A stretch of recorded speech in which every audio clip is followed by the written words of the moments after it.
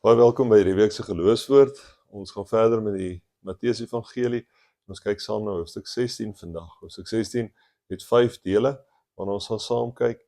En ek hoop dat jy ook deur Matteus 16 tot dieper insig sal kom oor wie die Here en Jesus Christus is en dit wat hy ook vir jou lewe wil hê en dit wat hy vir jou lewe beplan. Voordat ons saam gaan kyk na hierdie gedeeltes, kom ons bid net eers saam. Here, baie dankie vir die groot voorreg om op hierdie manier ook met mekaar te kan wees rondom die woord, Here. Dankie dat U elkeen van ons ken, Here, en waar ons ook al gaan en is, Here, U is ook daar. Dankie vir daai wonderlike wete, dankie dat U ook nou deur Matteus 16 met ons sal praat en met ons sal spreek, Here, en dat ons kan weet wanneer U dit doen, Here, is dit sodat ons ook sal nader kom in 'n verhouding met U, Here, sodat ons dieper sal groei in ons verhouding en ons geloofspad ook hier op aarde. Dankie dat ons finale hoop nie hierdie wêreld is nie, maar ons finale hoop die ewige lewe by U is en dat ons reeds, omdat U in ons leef, iets daarvan kan beleef. Mag ons ook nou wanneer ons stil word, rustig word by U en weet dat hierdie ook heilige tyd is, omdat U teenwoordig is. Dankie dat ons dit alles kan bid, alles kan vra. In die wonderlikste naam daar is, in die naam van ons God, Vader, Seun en Heilige Gees. Ons is baie lief vir U. Amen. Ons gaan weer soos die vorige week gaan ons saam kyk na die gedeeltes en dan sal ek aan die einde 'n paar vrae opsit. So jy is welkom om enige tyd natuurlik die video te pause. As ons 'n gedeelte gelees het, gaan ek aangaan om die gedeelte te verduidelik en dan aan die einde gaan daar 'n paar vrae ook wees waarna julle as groep saam kan kyk of as jy net as enkel persoon ook saam kyk, hierdie as jou persoonlike Bybelstudie gebruik, ook na saam kan kyk en sommer net ook na kan dink oor. As daar enige vrae is, ander vrae as wat uitkom uit die sessies uit, onthou, jy kan in die kommentaar ook iets los, ek sal daarna kyk, daarop antwoord, of jy kan na die kerkkantoor 'n boodskap stuur, as daar enigiets anders is. Maar kom ons kyk saam, ons gaan na Matteus 16, verse 1 tot 4, die eerste gedeelte saam kyk. Die Fariseërs en Sadduseërs het toe nader gekom om hom te toets, en hom gevra om vir hulle 'n teken uit die hemel te wys. Daarop het hy hulle geantwoord: in die laat namiddag sê julle, dit sal mooi weer wees, want die hemel is rooi.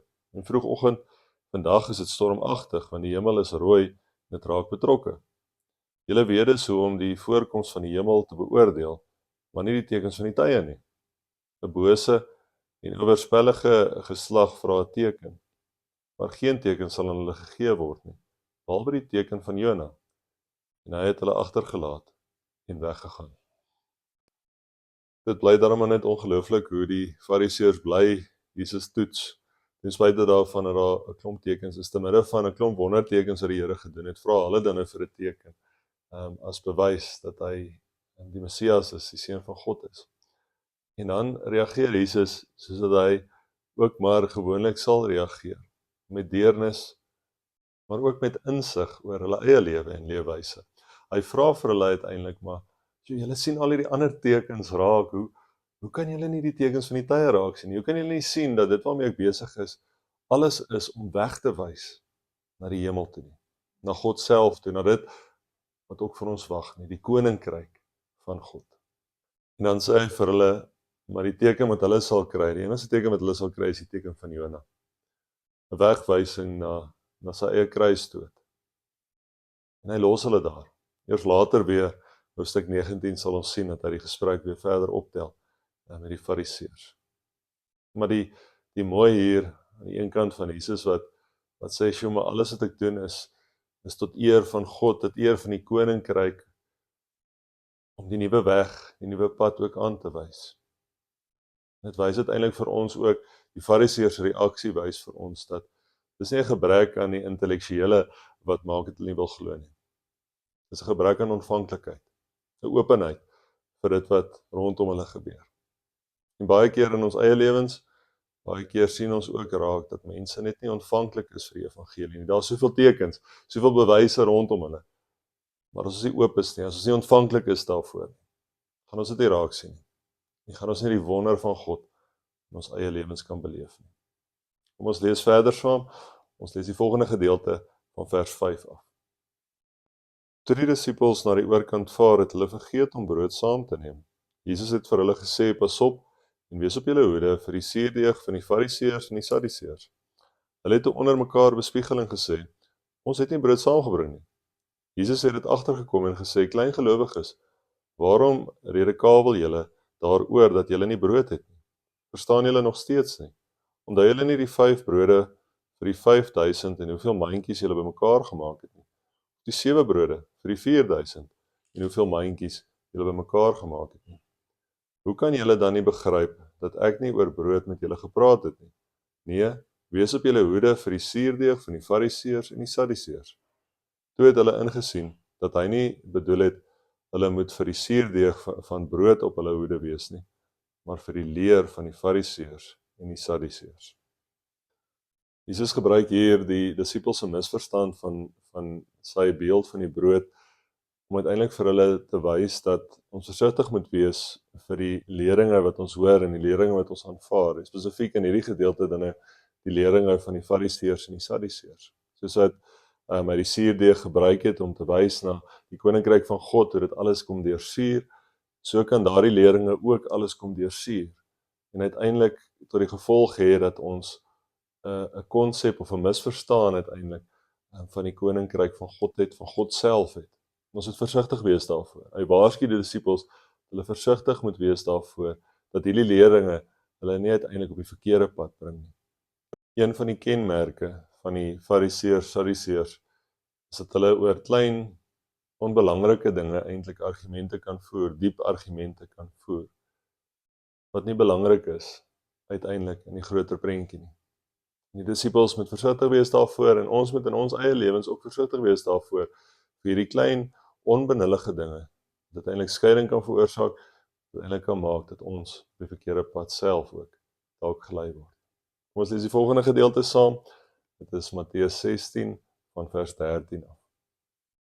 Toe Jesus in die gebied van Caesarea Philippi kom, het hy sy disippels gevra, wie sê die mense is die seun van die mens? Hulle het geantwoord, sommige sê Johannes die Doper, ander Elia en ander weer Jeremia of een van die profete. Hy sê toe vir hulle, maar julle, wie sê julle is ek? Simon Petrus het geantwoord, U is die Christus, die seun van die lewende God. Jesus antwoord hom, gelukkig is jy Simon Bar-Jona, want vlees en bloed het dit nie aan jou bekend gemaak nie, maar my Vader in die hemele. En ek sê vir jou, jy is Petrus, en op hierdie rots sal ek my kerk bou, en die poorte van Hades, hel, sal dit nie oorweldig nie. Ek sal vir jou die sleutels van die koninkryk van die hemele gee, en wat jy ook al op aarde toesluit, sal in die hemele toegesluit wees, en wat ook al jy op die aarde vrylaat, sal in die hemele vrygelaat wees. Daarop het hy die disippels beveel om vir niemand te vertel dat hy die Christus is nie. Petrus se belydenis hier van wie Jesus is, word uiteindelik die fondasie vir die kerk uiteindelik van wat ons glo en in wie ons glo. Hy is nie Jesus die profeet of Jesus die doper nie, Johannes die doper nie. Hy is Jesus, die seun van die lewende God, God self. Dis wie hy is. En dit is uiteindelik op hierdie belydenis wat die kerk gebou word. Hierdie belydenis wat hy aan Petrus maak en wat Petrus oor hom maak, wat die kerk uiteindelik gebou word. Dit is wat ons moet getuig, dat Jesus uiteindelik die seun van die lewende God is. Dat hy die een is wat ons kom verlos het, dat hy die een is wat ons koninkryk, ons lewe ook uiteindelik self is. Dis uiteindelik God self wat hierdie belydenis van wie Jesus is, wie hy werklik is, aan hom kom openbaar. En is op hierdie rots van die openbaring, is op hierdie rots van Christus wat die kerk gebou sal word.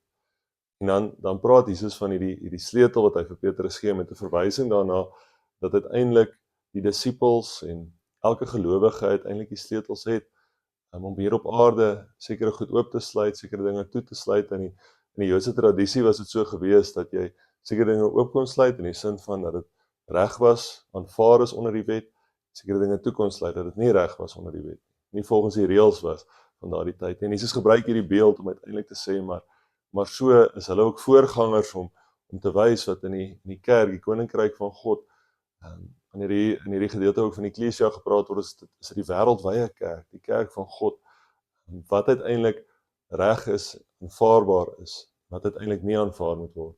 Uiteindelik moet hulle die bepalers wees, en so ook elke van ons wat deel is van God se kerk, moet uiteindelik sy wil soek, oopsluit wat oopgesluit moet wees, aanvaar wat aanvaar moet wees, onder sy wil en toesluit.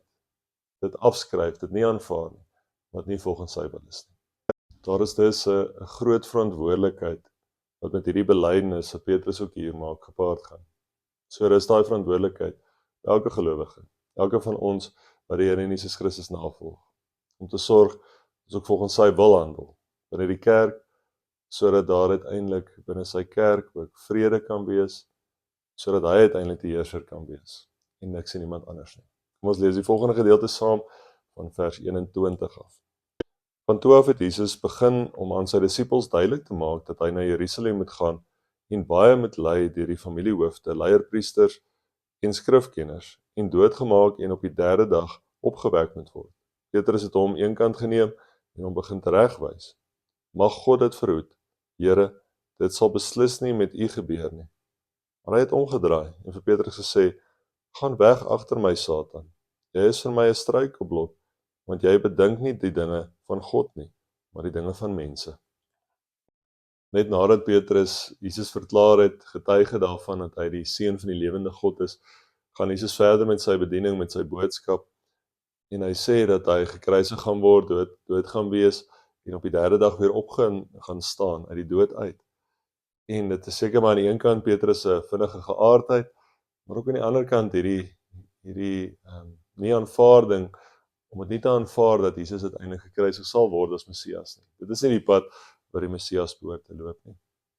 En Jesus reageer dan nou op hierdie teregwysing van Petrus se kant af, deur vir hom te sê, maar jy is eintlik 'n struikelblok. Soos wat die Satan 'n struikelblok vir my was in die woestyn, my versoek het, so op 'n dalk 'n vreemder manier is hierdie ook 'n struikelblok. Want jy dink menslik oor dit moet gebeur en ons moet God vertrou. Ons moet vertrou dat hy uiteindelik ook die krag en die mag het om nie net vir Jesus uit die dood uit op te wek nie, maar dat hy in beheer sal bly te midde van en dat hy die beste weet. Ons moet hom daarmee vertrou en nie ons eie wil afdwing nie. So hierdie harde woorde wat Petrus hier kry van Jesus se kant af, maar Jesus het eintlik hierdeur kom sê, maar ons moet nooit God se wil bevraagteken nie. Ons moet vertrou dat hy uiteindelik ook sal oorwin, dat hy die beste weet.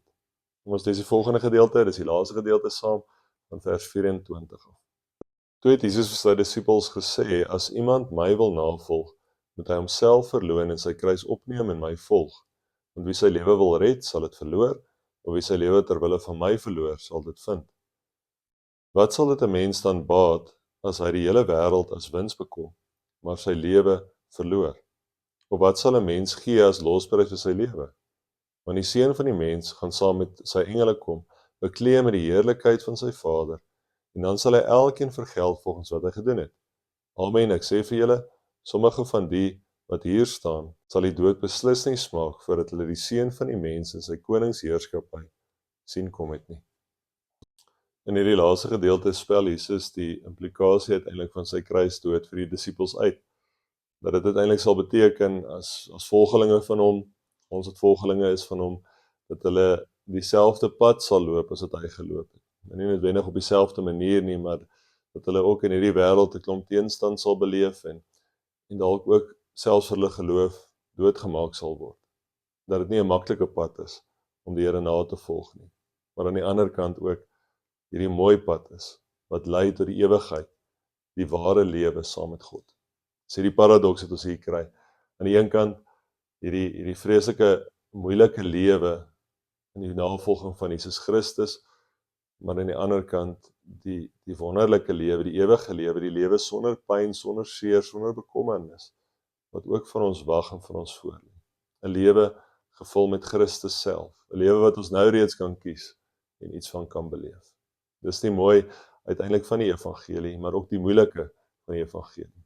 As ons Christus kies, beteken dit net alles gaan goed wees nie. Maar dit beteken dat alles volgens God se wil sal wees en dat hy uiteindelik vir ons goed sal wees. Dit beteken dat in 'n wêreld gevul met boosheid, met verkeerde dinge, met ongeregtigheid, in so 'n wêreld ken ons die een wat die finale regter is, die wat uiteindelik vir ons die ewige lewe ook gee.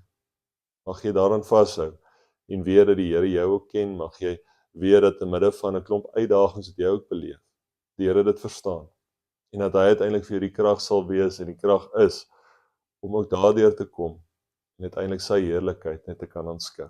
Hy, wat tot in die hoogste verheerlik is, hy het jou kom uitkies as sy kind, en jou ook alreeds verheerlik. Kom ons sit so en dan bid ons saam. As ons klaar gebid het, die Here gedank het, ook vir hierdie gedeelte wat ons vandag kon doen, gaan ek hier 'n paar vrae op die skerm gooi, en julle is welkom om ook daarna saam te kyk. Here, baie dankie vir die wonderlike wete dat U die God is bo alle ander. Die een is wat van die begin af daar was en vir altyd daar sal wees. En dankie Here dat U ons insluit by hierdie belofte, by hierdie verbond. Dankie dat ons as U kinders ingesluit is daarbey en kan weet dat hierdie wêreld nie ons finale bestemming is nie, maar dat die hemel, die ewige lewe, ons finale bestemming is. En dankie Here dat dit reeds 'n werklikheid is in 'n wêreld wat gevul is met soveel hartseer en pyn en dinge wat ons nie verstaan nie, Here. Verstaan ons een ding, en dit is dat Jesus Christus is ons Here. U is die Seun van die lewende God, U is God self. Dankie dat U Uself aan ons kom openbaar. Dankie vir U woord, waaruit ons kan lees, en die Gees wat ons geloof versterk, Here. En dankie dat ons daardeur elke dag kan leef en kan weet, U is met ons. Mag U ons lei en seën, mag U met elkeen wees wat swaar kry en wat nie altyd die uitkoms sien of verstaan, Here. Mag U vir ons die volharding wees wat ons so nodig het, sodat ons uiteindelik kan getuig. Ons God is die ware God. Dankie Here vir hierdie hoofstuk en hierdie gedeelte, dankie vir die reis waarop ons kan wees deur Matteus. Mag U ons help in die uitleef ook daarvan, in ons lewens en in die wêreld daar buite. In die wonderlike almagtige naam bid ons dit alles. Amen.